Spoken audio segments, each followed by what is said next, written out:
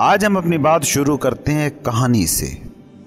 ایک عقاب نے اپنا انڈا مرغیوں کے ڈربے میں رکھ چھوڑا کہ مجھے سینچنا نہ پڑے اور سیف سیکیور ماحول میں یہ بچہ پیدا ہو جائے اور پل بڑھ بھی جائے گا۔ مرغی اپنے انڈوں کے ساتھ عقاب کے انڈے کو بھی سینچنے لگی، پھر انڈوں سے بچے نکلے۔ مرغی نے عقاب کے بچے کو بھی اپنا بچہ سمجھ کر ہی پالنا شروع کر دیا۔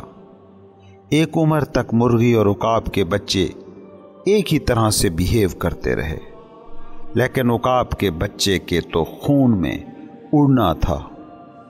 آسمان کو دیکھ کر وہ للچاتا اور اڑنے کی کوشش کرتا، مگر مرغی اسے ڈانٹتی ڈپٹتی اور اس کے بہن بھائی چوزے بھی اسے روکتے، کبھی اس پر ہنستے اور اڑنے کی اس کی خواہش کا مذاق اڑاتے۔ دن گزرتے گئے اور عقاب کے بچے کی بغاوت بڑھتی گئی۔ کبھی وہ مرغی سے دب جاتا، بھائی بہنوں کے تانوں سے کبھی اداس ہو جاتا، کبھی وہ ڈپریس ہو جاتا، کبھی تنہائیوں میں چیختا چلاتا اور اڑنے کی اپنی خواہش کو دبانے کے جتن کرتا۔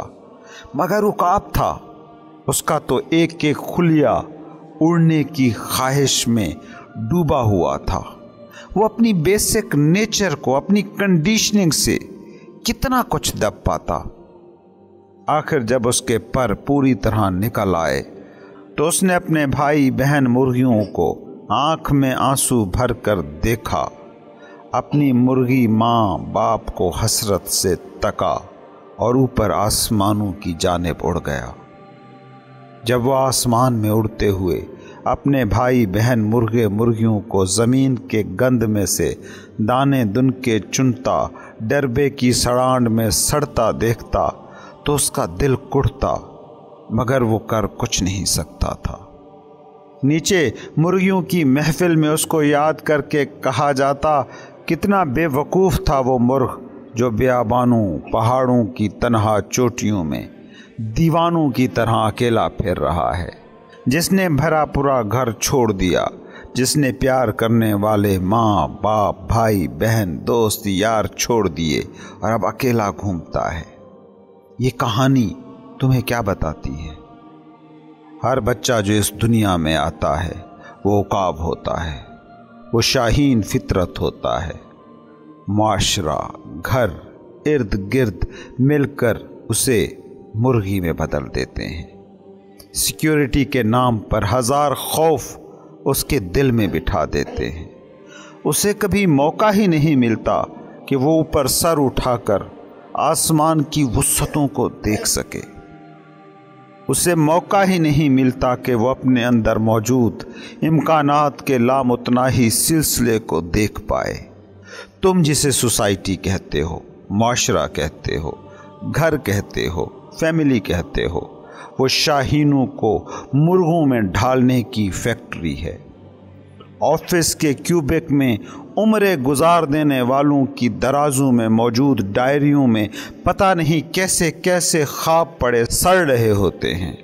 کبھی کسی بچے کو پوچھو کیا بننا چاہتا ہے تو ملک کے صدر سے لے کر کوہ پیما یا خلاباز تک وہ کچھ بھی بننے کا یقین اپنے اندر رکھتا ہے۔ اس کے مقابلے میں بڑوں کو جا کر پوچھیں تو وہ جس شعبے میں ہوں گے، جس دکان پر بیٹھے ہوں گے، جس نوکری کو چمٹے ہوں گے، جس 4x4 کے کیوبک میں فٹ آ چکے ہوں گے، اس سے آگے ان کا دیکھ پانا ناممکن ہے۔ وہ دانے دن کے چگنے کو اور عفونت زدہ ڈربے کو کل کائنات مان چکے ہیں۔ یاد رکھنا، ہر بچہ امکانات کی ایک لامحدود دنیا لے کر پیدا ہوتا ہے۔ سوسائٹی یہ کرتی ہے کہ اسے نام اور لیبل دیتی جاتی ہے اور انہی لیبلوں کی اینٹوں سے اس کی جیل بنا دیتی ہے۔ 2 سال کا بچہ کیا ہو سکتا ہے؟ ممکنہ طور پر کچھ بھی۔ ایک ڈاکٹر کیا ہو سکتا ہے؟ یقینی طور پر بس ایک ڈاکٹر۔ سوسائٹی تمہاری جیل تراشتی ہے اور تم کو ایسے اٹھاتی ہے کہ اس جیل سے ہی تمہیں محبت ہو جائے۔ وہ خوبصورت ٹرمیں دیتی ہے، اخلاقی قدریں، سیاسی اصطلاحات، معاشی مجبوریوں کی شکل میں ایک ایسی خوبصورت جیل تراشتی ہے کہ اکثریت کو تو قبر کی چوکھٹ تک یہ پتہ نہیں چلتا کہ وہ قیدی ہیں، اور جو تمہاری اس جیل سے نکل جاتے ہیں انہیں تم کہتے ہو پاگل، دیوانے، غیر عملی انسان، فراریے۔ تم مرے ہوئے صوفیوں کے فین ہو سکتے ہو، مگر یہی مرے ہوئے صوفی جب زندہ تھے تو سوسائٹی کے راندہ درگاہ تھے۔ منصور کو جب پھانسی دی جا رہی تھی تو سامنے 1,00,000 کا مجمع لگا تھا جو اسے مرتد کہہ رہا تھا، ہاتھ میں جن کے پتھر تھے، اور وہ ایک مرتد کافر کی موت کا منظر دیکھنے وہاں جمع تھے۔ کسی بھی صوفی کی زندگی کو اٹھاؤ گے تو سوسائٹی کا ان کے خلاف رویہ تمہیں صاف نظر آ جائے گا۔ یہ تو بعد میں تمہارے اندر کی ندامت ہوتی ہے جو ان صوفیوں کے مزار بنواتی ہے۔ صوفی عقاب کا وہی بچہ ہے جو مرغیوں کے درمیان پلتا بڑھتا ضرور ہے، مگر اس کے اڑنے کی خواہش کبھی نہیں مرتی۔ اس کی اس خواہش پر اسے تانے ملتے ہیں، اسے ڈانٹ ڈپٹ مار پڑتی ہے، کفر کے فتوے ملتے ہیں، مفرور کا خطاب ملتا ہے، مگر اس کو اڑنے سے بہرحال کوئی روک نہیں سکتا ہے۔ وہ ایک دن اڑ ہی جاتا ہے۔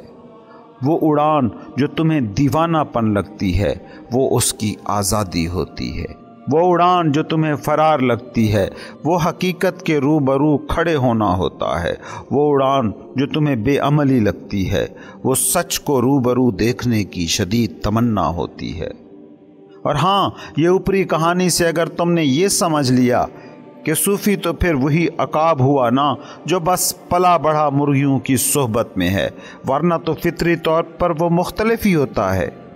نہیں، ہر انسانی بچہ جو پیدا ہوتا ہے وہ صوفی ہوتا ہے، وہ انلائٹنڈ ہوتا ہے، وہ لیبلز سے، ناموں سے آزاد ہوتا ہے۔ وہ کل کا بوجھ اب پر لاد کر نہیں جیتا، وہ اس پل کو اس پل کی فیس ویلیو پر جیتا ہے۔ یہی وہ خصوصیات ہیں جو بچے اور صوفی دونوں میں ہوتی ہیں۔ تم صوفیانہ حالت میں ہی پیدا ہوتے ہو، بطور عقاب ہی پیدا ہوتے ہو، مگر اکثر کو مرغیوں کا ڈربا راس آ جاتا ہے۔ بس کچھ ہی بے چین روح ہوتے ہیں کہ جو اپنی تلاش کا سفر کبھی روکتے نہیں، اور یہی چند ہی لوگ ہوتے ہیں جو اڑ پاتے ہیں۔ ان صوفیوں کے ویرانے تمہارے محلوں سے زیادہ آباد رہے ہیں، اور یہ تم سب جانتے ہو، ورنہ مرنے کے بعد صوفیوں کے مزاروں پر تم کرنے کیا جاتے؟ یاد رکھنا، تم سب عقاب ہو۔ کاش کوئی تمہیں گردن سے پکڑ کر شیشے کے سامنے کر دیتا اور کہتا کہ دیکھو ذرا خود کو غور سے۔ ایک شیرنی تھی کسی پہاڑ کی چوٹی پر بچہ جن رہی تھی کہ بچہ پھسلا اور پہاڑ کی چوٹی سے نیچے وادی میں جا گرا۔ وہاں ایک ہرنی نے اس بچے کو پایا اور اسے پالنا شروع کر دیا۔ شیر کا بچہ لومڑیوں کے ساتھ پلتا رہا، انہی کی طرح چلتا، انہی کی طرح بولتا، انہی کی طرح جیتا۔ ایک دن ایک شیر نے ہرنیوں کے ریوڑ پر حملہ کر دیا، مگر اس کی آنکھ تو تب حیرت سے پھٹی رہ گئی جب اس نے دیکھا کہ ایک شیر کا بچہ ہے جو ہرنیوں کے ساتھ دوڑ رہا ہے اور بچنے کی کوشش کر رہا ہے۔ بوڑھا شیر شکار کو بھول گیا، اس نے اس کو پکڑا۔ وہ ہرن شیر تو ممیانے لگا، مجھے چھوڑ دو۔ شیر نے اسے ڈانٹتے ہوئے کہا، یہ تو کر کیا رہا ہے اور بول کیسے رہا ہے؟ تو شیر ہے، شیر، ہرن بن کر کیوں جی رہا ہے؟ وہ بولا، نہیں، میں ہرن ہوں، یہ میری قوم ہے، برادری، بھائی بہن، میری سوسائٹی ہیں۔ شیر نے اسے گردن سے دبوچا اور ندی کے کنارے لے جا کر اس کا سر پانی میں جھکایا۔ جب ہرن شیر نے اپنا چہرہ دیکھا تو اس کی تو جتنی زور سے دھاڑ نکل سکتی تھی وہ نکل گئی۔ وہ ایک پل میں، ایک ہی دھاڑ میں شیر ہو گیا۔ شیر کے شیر ہونے میں بس ایک بار چہرہ دیکھنے کی ہی ضرورت تھی۔ یہ کوئی طویل پروسیس نہیں ہے۔ عقاب کے عقاب ہونے کے لیے بس ایک اڑان کافی ہے۔